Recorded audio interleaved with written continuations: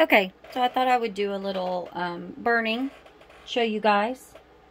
I recently got an Optima one, and this is one of their spear shaders, I do believe. I'm using the tip of it. I'm trying to accomplish some really fine lines like you would find in pen and ink drawing, and so that's kind of what I'm trying to do. So, actually, I approached it wrong. We're going to try to make them consistent, I think. I do have 2 reference photos that I'm using along with, you know, what's on the board. I really only kind of did landmarks to show me where to look. There, let's zoom it in. See a little bit better that way. Then I'm going to go across this way. And I forget, I get in a rush. You can't, the quicker you go, the lighter the burn mark is. So if you go really fast, you see, you don't really see much. If you slow it down, it becomes darker. Also, I was told to approach, I wasn't told, I watched a video. When you approach your strokes on wood burning, you kind of act like an airplane. You swoop in and swoop out, swoop in and swoop out. That way the pen doesn't touch and burn really super dark.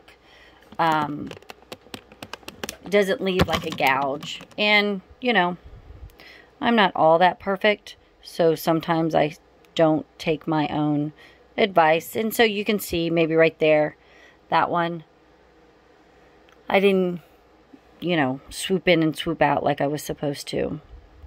So this is kind of a shading. And then if I want to go back in, if I want it to be darker, absolutely, I will just continue. I'll probably cross hatch. I think that's what they call this. I'll probably cross hatch it the other way too if I wanted it a little bit darker. So now I've done it horizontal.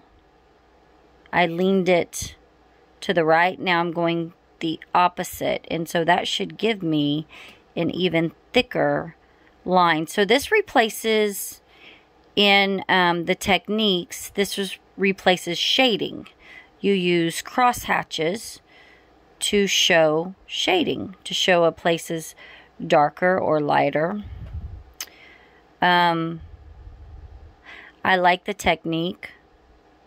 I would like to start using it more and more myself, but I thought I would.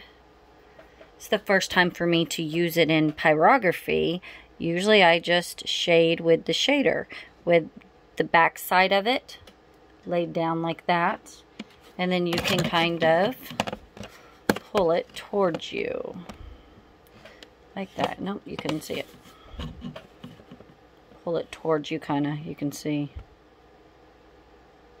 Depends on what heat build up your color. So usually that's how people achieve the shading effect, but I actually wanted to do the cross hatches. Oops, it's a little dark. So it does take, you know what, I shouldn't say it takes any longer. Who knows? This is one of the largest detailed pieces I've done. I've really been getting into doing fine detail work.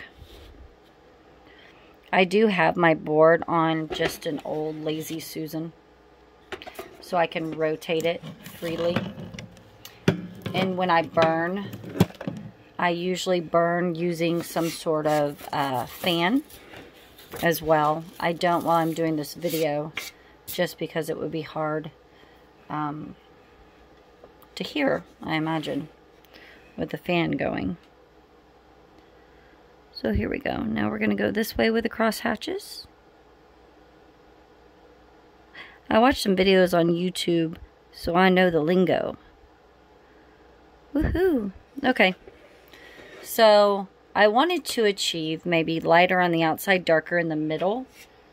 Just playing around with it. So I'm going to go back in to this middle one. I think. Let me go this way with it. So you just keep cross hatching. I mean, you just keep drawing lines. And like I said, I'm bad about going really fast. In pyrography, you really have to have patience. I mean, honestly, you can't do anything fast. If you do, you either gouge it, or it doesn't show up, or it burns if you go fast. See, even I'm going a little bit fast, and my lines aren't as spread out as I would like them. Like I said, it's my first time to try this technique, like this cross-hatching technique. So, I don't know. It may or may not work. It may or may not look good. That looks okay. I still play around with it a little bit. I'm going to go this way. And this technique is, I guess, supposed to appear, you know, a little messier, hand-drawn. To be honest, I don't know how to draw. What I do is I have taught myself Adobe Illustrator. Actually, I didn't teach myself. I got it. I'm sorry, I'm on camera. My husband introduced me to Udemy. And the thing with Udemy is it does have some really good classes. They really, really have some good classes. You have to wait until they go on sale, though. If not, you're going to pay an arm and a leg and then some more. Oh, see, I gouged right there. So if I really gouge, I can just kind of, I can do it a few different ways. I can take an X-Acto knife and kind of dig it out a little bit. I'll look the overall just to see if it's, and of course I'm going too fast. I'm probably not even making any marks because I'm just like cruising through it. I mean, in the end, I guess it's all kind of shaded anyway together. So, yeah, here's the bigger picture, kind of. I don't know if you can see it. But, yeah, I'm having fun with it. But anyways, you can buy classes on Udemy. And I don't pay over $10 for a class. And I took a class with a gentleman who did Adobe Illustrator, and he did a fantastic job, really a fantastic job of teaching it. I was really, really impressed with it. Fun, easy to use, lots of exercises, and like I said, I promise you I did not pay over $10 with it. Unlike, like, I think it's Skillshare or Craftsy, one of those. You don't own the videos, so once your subscription is gone, like once you don't do the subscription anymore, your videos go away. So this, there's no subscription, and you own the video though. So you can purchase different videos. Anyways, so what I do is I upload my design into Illustrator. And then I manipulate the image and put in things that I want, or take away things, or just use parts of the photo. Because to be really honest, guys, you got to be careful of copyright. I can't say that enough. Copyright, copyright, copyright. I have yet to get in trouble with it, and I've heard some horror stories. Disney will go after individuals, which, I mean, do you blame them? I mean, I know they're a large company, but I mean, if you use their stuff, you know, I guess you're taking their work. Yep, I gouged that one. Someone has worked hard to make that picture as well. That's kind of how I look at it, I guess. Yep, I gouged that twice. I cannot talk and wood burn at the same time, nor can I chew gum and walk at the same time. Just doesn't happen.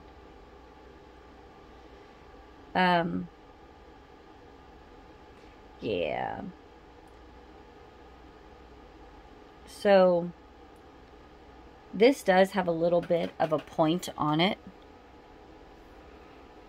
So you have to be careful not to dig into the wood. Like I gouged there, I gouged there, I gouged there. So I have to go back and fix it eventually.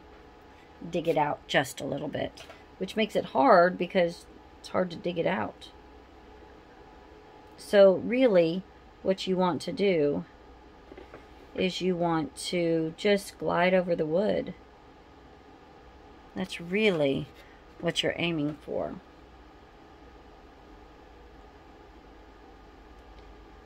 You are not burning into the wood so much as you are burning the top of the wood.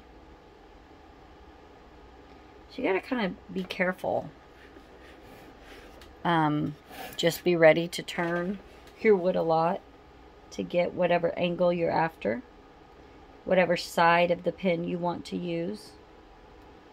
Depends on, you know, if it'll give you a thicker or thinner line, and what do you want? What kind of line do you want?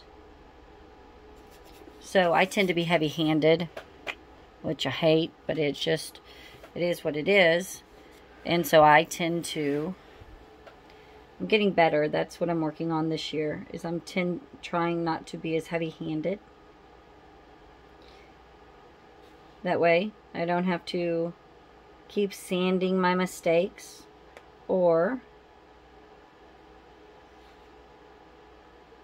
doing mistakes I don't want. You know, repeatedly having to dig them out with an X-Acto knife. You know, I don't know, whatever. Most people can use one pin to do many different things. I just ordered this Optima. Just got it this week, I think, actually. And I love it. I came from a razor tip. However, I went ahead and ordered some more pins because I just am familiar with the other ones. And I ordered some that I wasn't as familiar with. And that's okay. I am hoping to advance my skills like everyone else out there. And so, you know, I will get use out of it. Those pins. The Optima, one of the advantages of it is, for one, it doesn't cost as much as a razor tip. That's the first and foremost. I almost went with an Optima before the razor tip. And I kind of wish I would have. Because here I am now with an Optima. The gentleman who invented it and most of the pins, he calls you and verifies and talks on the phone about, you know, are you sure you want this product, and, you know, what are you aiming to do? And he's very knowledgeable, very personable. He doesn't have much marketing, and so therefore that's why, you know, he's not in everyone's faces like a razor tip is. I am burning right now on a 4. I wish I wasn't burning on a 4, but I am. Seems a little hot. Seems like I have to burn a little hotter. But I don't understand heat dispersion. Yeah, I'm not good at that. I don't know what all that is. So it's something to do with that, I'm sure. However, gouge that one. The pins aren't near as hot as a razor tip. And so that was one of my reasons for changing. Is sometimes I sit here. It's kind of like my meditation, I guess. and burn for, you know, a few hours just to get my mind off of things. This wasn't a quarantine hobby for me. I actually started doing this, not this past summer, but the summer before. It's about a year and a half. I've been doing this. So on my picture I'm referring to, this actually came out of a coloring book. I've got these little small lines right here, and that's what I'm going to make with the, right now. Let me see if I can make a few. I'm having to bend my head over to the side to look, and so that's why I'm gouging and stuff. I'm not able to look down directly at my work like I should be. So I use, and I've tried some different ones, I use walnut hollow graphite tracing paper.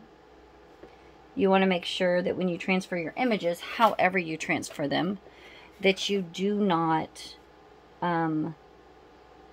do something with wax in it. Don't ask me why. Just, you know, what I was told. Sounds good. Makes me sound like I know what I'm doing. Just don't use it. I also have something called Sorrel paper that sometimes I use, but I don't find that it rubs off as well. It comes off as well. To get most of my graphite marks off, I do use a sanded eraser, a Tombow mono sanded eraser, to get off my graphite marks. Just know if you burn over the graphite marks, though, you have kind of like ironed it in. The heat is in there. That's not so bad. Up close like that, it looks horrible. But I promise you, the big picture of it isn't. You can see like every imperfection. And so, since the eraser is sanded, it will take some of the, you know, a little bit of the darkness away, because you're sanding it just a little bit. So I'm going to show you. Took off those graphite marks, take off these. And also it has to do with how much, how dark you pressed into the wood when you made the initial, when you did the initial, transfer of it. I don't like to push down really hard, because then my pen seems to find that little groove, and then I don't have control over it. Let me see if I can dig some of this out to show you how to do it. There you go. Got a little, this one right here accidentally went a little crazy. So you can gouge it like that. Oh, this one right here. Yeah, it's hard to see because I am. So sometimes if you want really fine, you can use the very tip of this. Or a lot of times I just shave the wood like that if it's a larger area. I just really come back and just shave it like that. That's if it's just really dark and you can't get it out. This is a great way to do it. Just kind of pick a little bit at the splinter at the wood. See if I can get a little bit over towards me. So that one right there. Oh yeah, that one's a bad one. I just really gouge that one. And sometimes you have to say, you know what, it's what it is. Nope, I didn't even lighten that one. This one might be one of those where I lay it flat, kind of go over it, and then I have to reburn some of the, but when you do this, it takes away some of the nice sanding, you know, that you did. No, that's not even, it's erasing the stuff around it, but it's not erasing that one. So probably, there it is. I might have to go in, because now I'm like looking through the camera, trying to do it. It's just stubborn. Stubborn. Now I'm looking at it at an angle. I'm probably just, there. Yeah. Let's just completely gouge it up. Yeah, why not? You only live once. This one, actually. There we go. We lightened it up. Did we? Yeah. this one, man, I just really, I don't know what I was doing when I did this one. It's crazy dug in there. Like 6 feet deep. Oh, it's a little better. I don't know. Anyways, that's one way you can get out some of the darker marks. But the further you look from it, the further away, of course, the better it looks. Yeah, notice all that. So just don't look too close at my stuff, or, you know, just look at it with old eyes. See ya later. Bye-bye.